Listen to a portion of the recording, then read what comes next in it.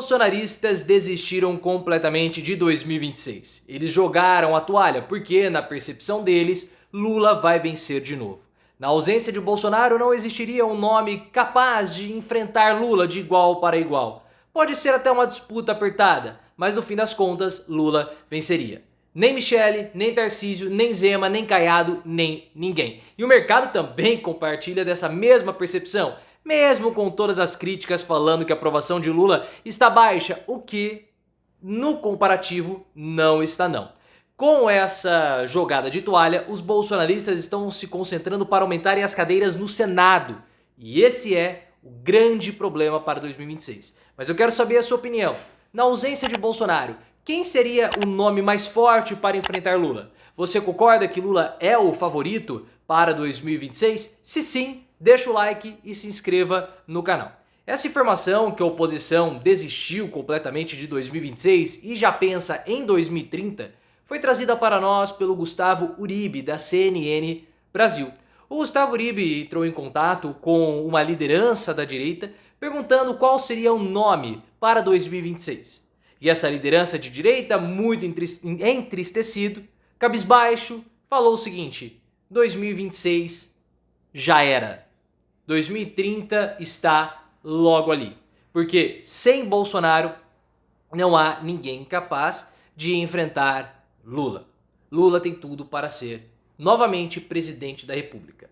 Claro, a idade de Lula pode atrapalhar? Sim. Até esse momento, Lula está bem de saúde, não há nenhum tipo de problema, só que em 2026, Lula vai ter aí mais de 80.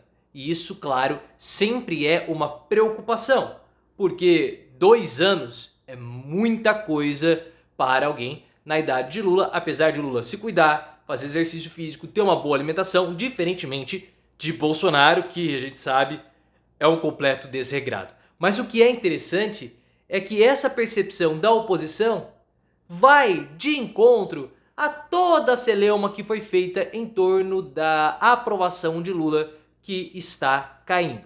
Mas é interessante que nas pesquisas da Quest que apontaram essa queda da aprovação de Lula, o mercado ainda aposta em Lula como sendo o grande favorito para vencer 2026. E 53% do mercado acredita que Lula vai vencer de novo em 2026. Porque não existem adversários à altura de Lula para a próxima campanha. Principalmente com Bolsonaro cassado. E Bolsonaro, além de cassado, ele vai ser preso. Vai ser um cenário muito difícil para Bolsonaro reverter.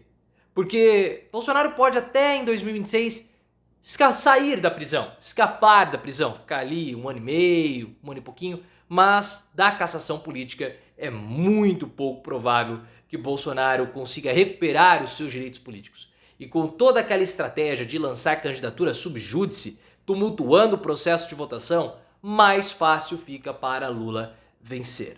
E eu sei que você está pensando o seguinte: mas um monte de gente falou da popularidade do Lula, vários disseram que a popularidade do Lula estava baixa, que a taxa de desaprovação estava alta. E temos que ter calma. Por quê? Porque nós temos 2 coisas para avaliar.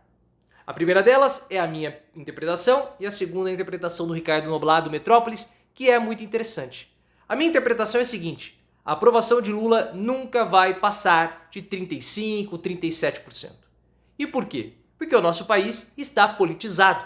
E além de estar politizado, o nosso país está polarizado. As pessoas elas conseguem entender melhor qual é o espectro político que elas se encaixam. 30 e poucos por cento da população brasileira se considera bolsonarista, 30 e poucos por cento da população brasileira se considera petista, e isso está revertido nas pesquisas de aprovação do Lula. E cada vez mais, essa identificação da população com esse espectro político tem se tornado quase como um modelador de caráter. Então essa pesquisa de aprovação de Lula só reflete aquilo que a nossa população está no momento, dividida. Mas o Ricardo Noblat disse que, em comparação com outras lideranças globais que estão ocupando postos de poder, Lula está com aprovação alta, o Macron está com uma aprovação baixa, o Olaf Scholz, o primeiro-ministro, o chanceler alemão, também está com aprovação baixa. E por quê? Ora, porque existe um desgaste na política, o cansaço, uma revolta contra o neoliberalismo que já vem de um certo tempo. E esses países têm outros problemas, como a inflação descontrolada, imigrações e outras coisas que nós aqui temos mais controlado, como a inflação, mas a desigualdade é um ponto que pesa ainda no nosso país. E quando você começa a avaliar os adversários de Lula, de fato, sem Bolsonaro não tem um candidato forte. Porque os candidatos que Lula pode enfrentar ou poderia enfrentar são todos candidatos provincianos. Ou vocês acham que Ratinho Júnior, Romeu Zema, Tarcísio de Freitas, Caiado, todos eles, vocês acham que eles têm abrangência nacional? É claro que não tem. Eles são lideranças setorizadas. E Michele? Michele é, na minha opinião, a grande adversária de Lula. Ela é quem consegue expandir o bolsonarismo para além das fronteiras da rejeição feminina. Mas Michele não tem experiência alguma. Como que ela vai discutir política pública? Como que ela vai se mostrar preparada? E se a população brasileira está mais politizada, isso é péssimo para Michele. É claro que a população está mais identificada com o bolsonarismo. Tudo bem, mas a população brasileira ficou mais politizada nesses últimos anos. Por que vocês acham que o Bolsonaro perdeu? Isso é um sinal de politização também. E vendo todo esse cenário catastrófico, o Gustavo Uribe da CNN Brasil informou que os bolsonaristas eles estão replanejando a rota e os objetivos. Então, já que a cadeira presidencial vai ser ocupada pelo Lula de novo, os bolsonaristas eles estão de olho em expandir as cadeiras no Senado. E vários candidatos com muito potencial de votos vão acabar indo disputar uma cadeira do Senado. Porque nós vamos ter a renovação de 2/3 do Senado. Então nós temos Ratinho Júnior podendo disputar, Flávio Bolsonaro podendo disputar de novo, e ele vai disputar, o Eduardo Bolsonaro vai disputar de novo, ou vai disputar o Senado, a Carla Zambelli é cogitada, Bia Kicis é cogitada, Michele Bolsonaro é cogitada, Romeu Zema é cogitado, Cláudio Castro é cogitado, ou o Carlos Bolsonaro também pode ir. E vendo esse cenário, o Lula e o STF estão de cabelo em pé, claro. Porque ter um Senado bolsonarizado é ter desgaste no STF. Então é possível que o Lula faça uma dobradinha de novo com o MDB, com o Simone Tebet ou o Jader, o Helder Barbalho, filho do Jader Barbalho. O Renanzinho tá fora porque existem problemas locais em Alagoas que precisam ser resolvidos. E o Arthur Lira também pode ser senador, olha só o pepino. Então o Lula pode fazer uma dobradinha com o MDB de novo, com o Simone Tebet e lançar o Alckmin como sendo senador para São Paulo. É um cenário que se desenha para uma contenção de danos. E mesmo com o Lula favorito, pessoal, o governo está sofrendo demais para avançar as suas pautas no Congresso. É muito difícil. O Congresso ele é hostil, ele é conservador, ele é fechado.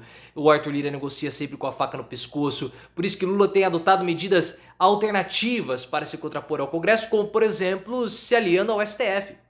O Flávio Dino foi uma grande jogada de Lula no STF. Dino está com um posicionamento para devolver certos poderes do governo federal sobre o orçamento da União, que é importantíssimo. Então o que o Dino está fazendo? O Dino está mudando o entendimento, dizendo que para medidas estruturais, ou seja, medidas que o governo federal tem que executar, o governo possa pedir crédito extraordinário sem necessidade de aval do Congresso. O Congresso só é notificado. É uma forma do governo recuperar esse poder sobre o orçamento, que é tão importante para fazer políticas públicas. E nesse cenário, como a gente tem visto, a economia vai bem. Tem lá um problema de inflação de alimentos, tudo, mas a economia vai bem, os nossos índices também estão positivos e os bolsonaristas eles não conseguem se opor ao Lula. O que eles fazem? Eles usam esses episódios, como do Rui Costa, como do filho do Lula, para provocarem desgaste. É a única bandeira, é a única forma que eles têm de provocar algum desgaste ao governo Lula. Isso o bolsonarismo. É claro que o Centrão tem lá suas estratégias, principalmente com o Arthur Lira. Até 2026, nós vamos ter muita batalha, muito embate no Congresso, Lula com dificuldades imensas, mas no final, a grande chance dele vencer de novo.